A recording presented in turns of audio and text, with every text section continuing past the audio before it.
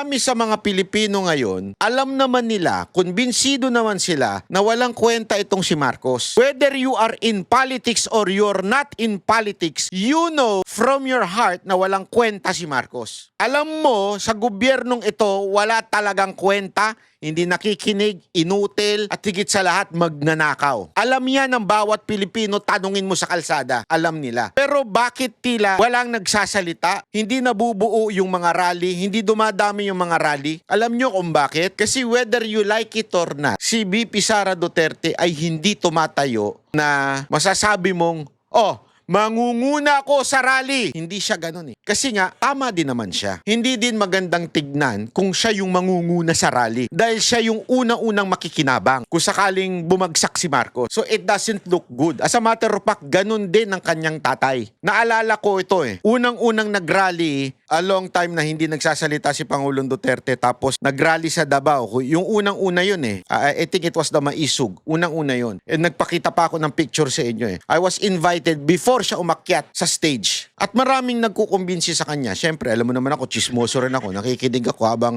kinakausap siya. Maraming nagkukumbinsi sa kanya na, Mayor, ano na, wala na tayong pag-asa dito kay Marcos, ganyan. So, maraming nagkukumbinsi sa kanya na manawagan ka na ng ano.